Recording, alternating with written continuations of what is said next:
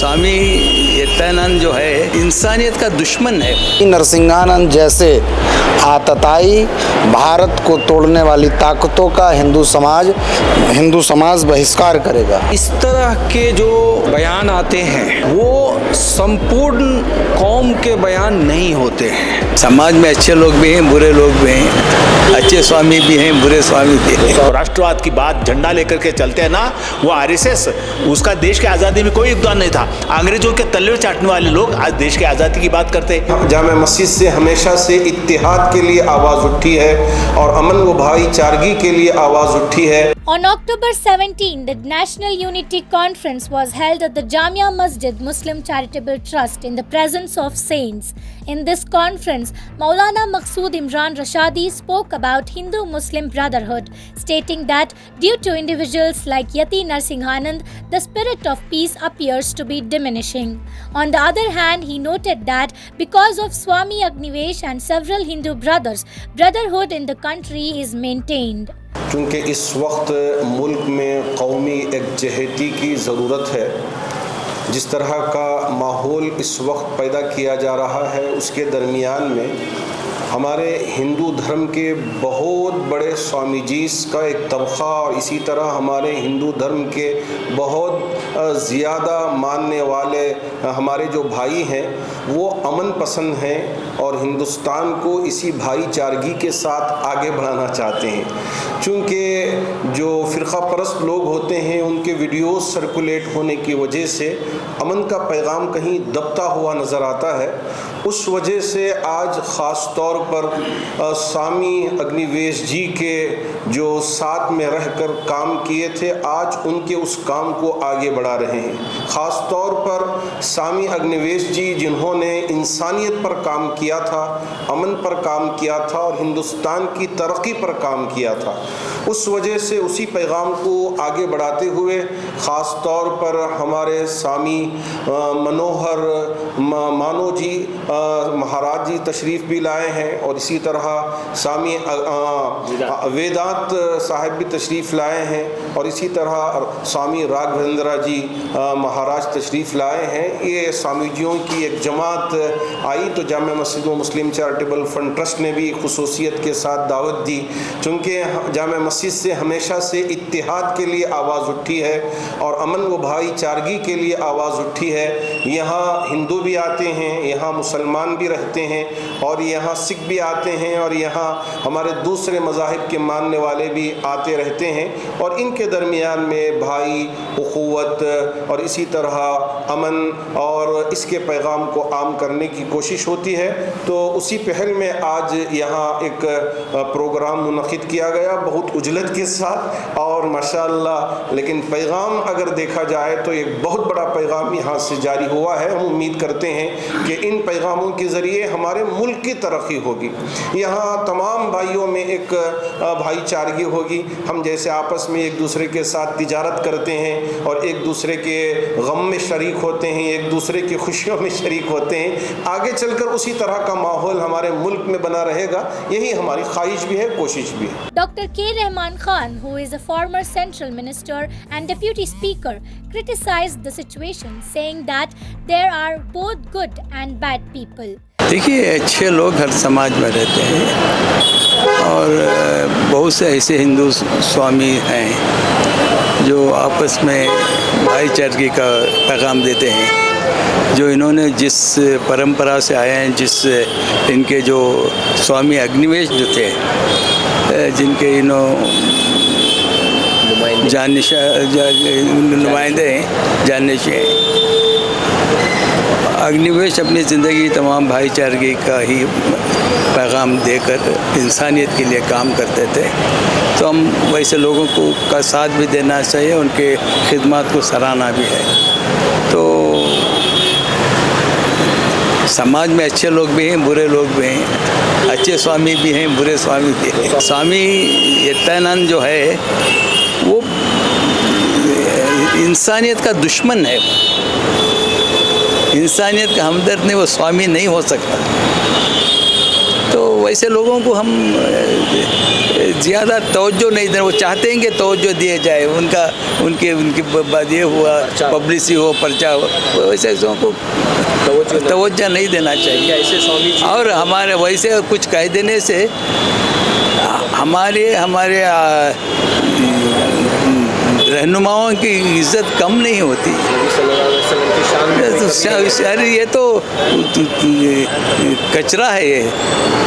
Swami Manohar Manav Ji Maharaj assured that 80% of Hindus in this country stand with Muslims. दरअसल में इस तरह के जो बयान आते हैं वो संपूर्ण कौम के बयान नहीं होते हैं। वैसे लोग जो खुद को अपने आप को केंद्र में रख के और इस तरह के बयान देते हैं, उनके मन के अंदर ये पूरा समाज नहीं होता है, पूरा देश नहीं होता है। अगर पूरा मुल्क उनके जेहन में होता तब उनको पता चलता कि सनातन में 60 दर्शन में अलग अलग दर्शन हैं, अलग अलग आकार हैं, निराकार हैं, साकार हैं, और सबको मान्यता जब मिली हुई है। भारत में हिंदू, मुस्लिम, बौद्ध, बहाई, ये सब लोग जो हैं आपस में मिल के प्रेम और भाईचारे के साथ रहते हैं। तो इस तरह के छोटे लोग, छोटे सोच के लोग होते हैं जो इस तरह के संकीर्ण बयान देते हैं। निश्चित तौर पर हम उस बयान का खंडन करते हैं। आज इस जलसे के माध्यम से हम इस मुल्क के और दुनिया में ये संदेश देना चाहते हैं कि अगर किसी को धार्मिक आधार पर आघात पहुंचाने की कोशिश हुई तो अगर ज़रूरत पड़ती है तो मुसलमानों को आगे आने की ज़रूरत नहीं है, बल्कि बहुसंख्यक हिंदू समाज आज मुसलमानों के साथ खड़ा है। उसके साथ अगर हिंसा होगी तो बहुसंख्यक दलित, पिछड़े और गरीब से गरीब हिंदू समाज जो अपने आप में उसकी संख्या 80% है, वो सब लोग मुसलमानों के साथ खड़े होंगे, एक साथ मिल करके उनकी आवाज़ को बुलंद करेंगे। इसलिए इस तरह के लोगों के बयान को बहुत जोर देने की ज़रूरत नहीं है। आज खास करके मुसलमानों में ये विश्वास पैदा करने के लिए कार्यक्रम में मैं आया हूँ। जिस तरीके से गांधी जी के पद चिन्हों पर चलते हुए, स्वामी अग्निवेश की परंपराओं से प्रेरणा लेते हुए, उनके सानिध्य से जो हमने सीखा है, हमने ये सीखा है कि किसी मुसलमानों पर कोई हाथ उठाता है तो वो हाथ सबसे पहला इस शरीर पर हाथ उठेगा, उसके बाद किसी मुसलमान भाई बहनों पर वो हाथ उठेगा। इसलिए हम इस देश में गंगा जमुना की जो तहजीब है उस तहजीब को लागू करना चाहते हैं और उसको कायम करने के लिए अंतिम समय तक हम लड़ते रहेंगे, संघर्ष करते रहेंगे और उसको कायम रखेंगे। Swami Raghavendra Ji Maharaj mentioned that Hindu society will boycott such hate-filled statements. अभी हम लोग कोल्हापुर से आए, आपको सबको बता दूं आपके माध्यम से कि कोल्हापुर में पूरे देश से हिंदुओं के विभिन्न संप्रदायों के 100 साधु इकट्ठे हुए और धर्म संसद में यह पारित हुआ कि नरसिंहानंद जैसे आतताई भारत को तोड़ने वाली ताकतों का हिंदू समाज बहिष्कार करेगा।